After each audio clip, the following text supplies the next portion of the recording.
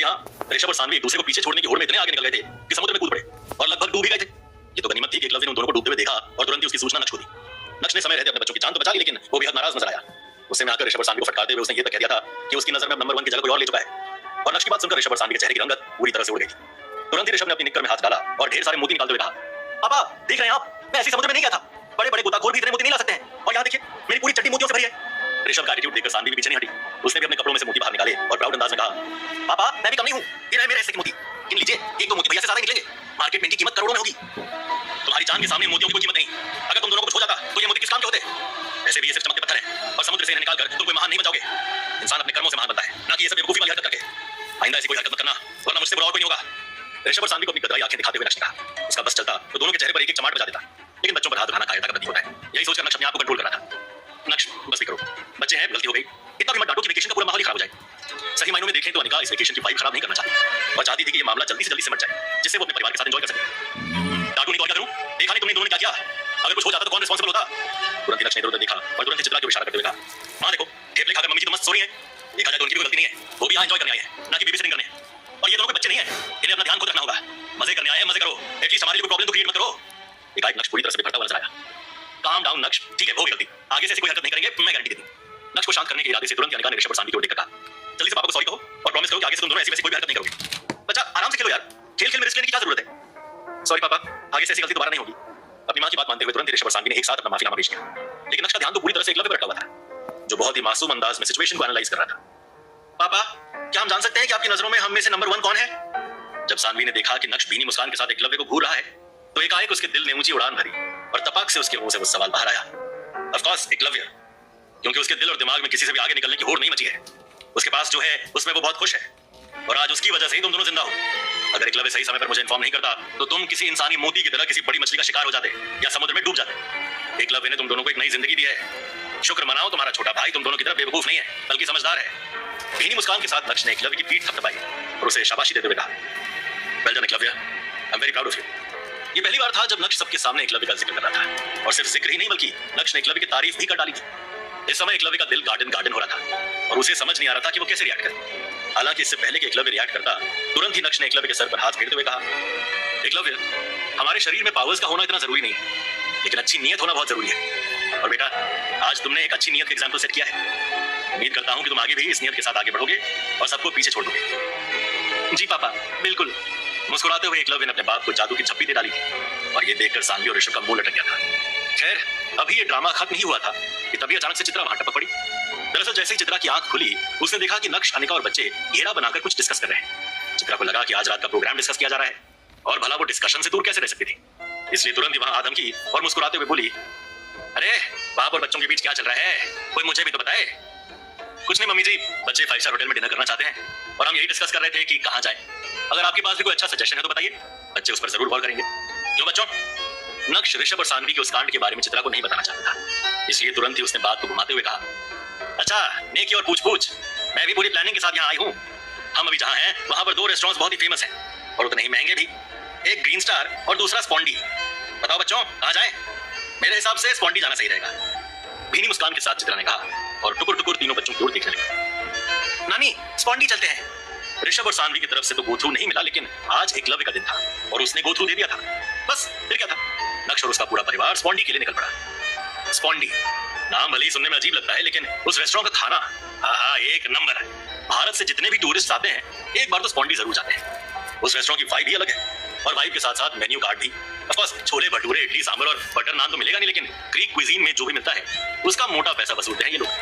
उदाहरण के तौर पर चाय ही ले लीजिए, जो चाय भारत की टपरी में 5 रुपए में मिलती है, वही चाय स्पॉन्डी में 5000 की मिलती है। तो ये सोचिए कि आज बच्चे और चित्रा मिलकर नक्श का तगड़ा बिल बनाने वाले थे। वैसे नक्श को कौन सा पैसों की कमी है, लेकिन बाप बनने के बाद अक्सर इंसान कंजूसी करता है और स्पॉन्डी में भी नक्श ने कंजूसी का पहला स्टेप ले लिया था। दरअसल जैसे ही नक्श और उसका परिवार रेस्टोरेंट में एंटर हुआ, वैसे ही वेटर ने उन्हें 3 कैटेगरीज थमा दी, सिल्वर, गोल्ड और प्लैटिनम। 6 लोगों के हिसाब से सिल्वर 20 लाख, गोल्ड 50 लाख और प्लैटिनम का 1 करोड़ का पैकेज था और पैकेज लेना मैंडेटरी था। ऐसे में नक्श ने सबसे सस्ता सिल्वर पैकेज चुना और चित्रा और बच्चों के मुंह बिगड़ गए थे। अरे तुम लोग ऐसे मुंह क्यों बना रहे हो, खाना तो खाना होता है, सिल्वर कैटेगरी में खाओ या प्लैटिनम कैटेगरी में क्या फर्क पड़ता है, चलो अंदर चलते हैं। पैसा बचाओ अंदाज में नक्श ने कहा और सब परिवार रेस्टोरेंट के अंदर बढ़ा। मजे की बात तो ये थी कि तीनों कैटेगरीज के अलग अलग सीटिंग अरेंजमेंट्स थे। जहां प्लैटिनम शानदार तो वहीं सिल्वर एकदम बेसिक यानी नॉर्मल था।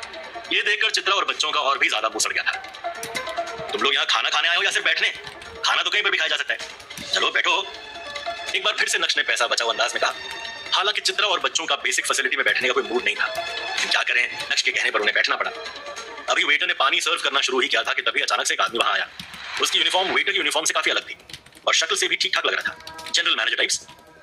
उस आदमी ने तुरंत ही वेटर को अपने पास बुलाया और धीमी आवाज में कुछ फुसफुसाते हुए कहा। सुपर पावर्स होने के नाते नक्श को सुनाई सब कुछ दे रहा था, लेकिन चूंकि उसे ग्रीक लैंग्वेज की समझ नहीं थी, इसलिए सब कुछ उसके भेजे के ऊपर से जा रहा था। 1 मिनट तक उस वेटर को ज्ञान देने के बाद वो आदमी वहां से चला गया और तुरंत ही उस वेटर ने मुस्कुराते हुए नक्श से कहा, sir, we are upgrading your package to platinum, it's complimentary from our side. जैसे उस वेटर के मुंह से ये शब्द बाहर आए, वैसे ही चित्रा और बच्चों के चेहरे खिल उठे और तुरंत ही वो सब बुलेट ट्रेन की स्पीड से उठे और प्लैटिनम एरिया की ओर बढ़े। लेकिन नक्श पूरी तरह से चमका हुआ था और अपनी दोनों भौहों को ऊपर उठाते हुए उसने अनिका से कहा, इंडियंस को इतनी तवज्जो दी जाती है, साला ये मुझे पता ही नहीं था। कॉम्प्लीमेंट्री पैकेज अपग्रेड, लेकिन अब पैकेज के हिसाब से खाना और महंगा होगा ना। नक्श ने इस तरह की कंजूसी कभी भारत में तो नहीं दिखाई थी। ऐसे में अनिका को नक्श की बात हजम करने में काफी तकलीफ हुई। नक्श, आमतौर पर रेस्टोरेंट्स अपनी रेटिंग्स और माउथ पब्लिसिटी के लिए ये सब करते हैं, और क्या तुम 5 स्टार में कंजूसी कर रहे हो यार? कंजूसी करनी थी तो यहाँ आई क्यों? चलो, बच्चे और मॉम ऑलरेडी प्लैटिनम एरिया में पहुंच चुके हैं। गहरी सांस छोड़ते हुए नक्श ने अपना सर हिलाया और प्लैटिनम एरिया की ओर बढ़ा। वाकई में वो एरिया किसी स्वर्ग से कम नहीं था। इंटीरियर से लेकर हर चीज, यहाँ तक कि चम्मच भी सोने का सर्व किया जा रहा था। इस एक्सपीरियंस को बच्चे कभी नहीं भूलने वाले थे। पानी भी गोल्डन स्पार्कलिंग वाटर था। बच्चे तो कुछ ज्यादा ही एक्साइटेड हो गए थे, लेकिन मेन्यू कार्ड देखकर नक्श के पसीने छूटने लगे थे। बेशक वो बच्चों पर कंजूसी नहीं कर सकता था, लेकिन अपने टूवर्ड्स तो कर ही सकता था। चित्रा और बच्चों के लिए फ्रूट जूसेस और अपने और अनिका के लिए नक्श ने सबसे सस्ती रेड वाइन ऑर्डर की। नक्श का ऑर्डर सुनकर वेटर के चेहरे पर मुस्कान आ गई थी, जैसे मानो वो नक्श की अमीरी पर हंस रहा हो।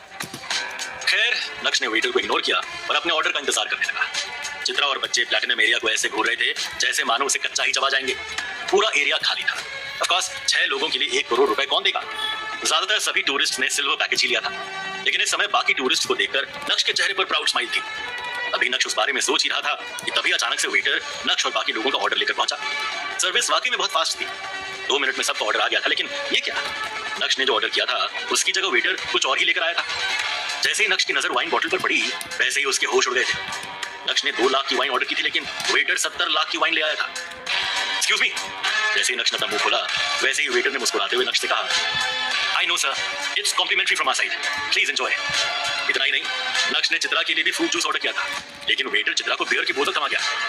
नक्श पूरी तरह से शॉक्ड और कंफ्यूज था और अनिका को ही देखे जा रहा था। उस रेस्टोरेंट में कई इंडियंस थे, लेकिन उसमें से किसी को भी ऐसा वीआईपी ट्रीटमेंट नहीं मिल रहा था जो नक्श और उसके परिवार को मिल रहा था। ऑफ कोर्स ये नक्श के लिए काफी शॉकिंग था, लेकिन ऐसा ट्रीटमेंट पाकर नक्श को भी बहुत मजा आ रहा था। ऐसा नहीं है कि उसके मन में सवाल नहीं उठ रहे थे, लेकिन एक्साइटमेंट उन सवालों को पनपने का मौका नहीं दे रही थी। ठीक उसके बाद नक्श और अनिका जाम पीने में और बच्चे इधर उधर की धामा चौकड़ी में बिजी हो गए। बिना ऑर्डर किए तरह तरह के स्टार्टर्स भी नक्श की टेबल पर पहुंच गए थे और नक्श इस समय एक ग्रीक राजा की तरह बर्ताव करता हुआ नजर आ रहा था। अभी नक्श और उसके परिवार का डिनर चल ही रहा था कि तभी अचानक से फ्रेम में एक शख्स की एंट्री। उस आदमी के पहनावे को देखकर ऐसा लग रहा था जैसे मानो वो किसी रॉयल घराने का हो। सूट बूट टाई वाई, लंबी कदकाठी, लंबे बाल और गोरा चेहरा, बस काला टीका लगाने की ही देर थी। उस आदमी के ऑरा ने सबका ध्यान अपनी ओर आकर्षित किया। ताज्जुब की बात यह थी कि उस आदमी के कदम नक्श की ओर ही बढ़ रहे थे। Hello mister Naksh, hope you enjoying this evening. उस आदमी ने अनिका की ओर देखकर पूछा, how is the food ma'am? Hope our spice is meeting your Indian needs. और ठीक उसके बाद खिलखिलाते हुए हंसने लगा। माफ करना भाई साहब, मैंने आपको पहचाना नहीं। क्या हम पहले मिल चुके हैं? अपनी दोनों भौहों को ऊपर उठाते हुए नक्श ने उस आदमी से पूछा। भाई साहब Robert, no not Vadra, I am Robert Pinto, finest businessman and owner of स्पॉन्डी। जैसे ही उस आदमी के मुंह से ये शब्द बाहर आए, वैसे ही नक्श के दोनों कान पूरी तरह से खड़े हो गए थे और उसके बाद उस आदमी ने जो कहा उसे सुनकर नक्श और उसका परिवार भी चौंक उठा। भाई साहब, हम पहले मिले तो नहीं हैं, लेकिन अगर आपकी इजाजत हो तो मैं आपसे अकेले में कुछ बात करना चाहता हूं। नक्श ने चौंकते हुए अपने परिवार की ओर देखा और उसके बाद उस आदमी से कहा, Sir, currently I'm with my family and enjoying the finest food in your restaurant. If you allow me, can we talk later? भले ही नक्श के मुंह से ये शब्द बाहर आए, लेकिन अंदर ही अंदर नक्श ये सोच रहा था कि आखिर उस आदमी को उससे क्या बात करनी होगी। Sure, family time. डिस्टर्ब करने के लिए माफी चाहता हूँ। Here's my card. We'll call you soon, सम्राट। अंग्रेजी एक्सेंट में मुस्कुराते हुए उस आदमी ने कहा और टेबल पर अपना कार्ड रखकर वहां से चला गया। रॉबर्ट भाई की बात सुनकर नक्श और भी ज्यादा चौंक गया था। जिस सम्राट शब्द को नक्श भारत में छोड़ आया था, उसका ग्रीस में इस्तेमाल होना नक्श के लिए काफी चौंकाने वाला था। और इसी के साथ नक्श के मन में कई सवाल खड़े हो गए थे। कौन है रॉबर्ट पिंटो और वो नक्श से अकेले में क्यों मिलना चाहता है? क्या रॉबर्ट नक्श का दुश्मन निकलेगा या कोई भला मानुस? क्या रॉबर्ट नक्श को कॉल करेगा?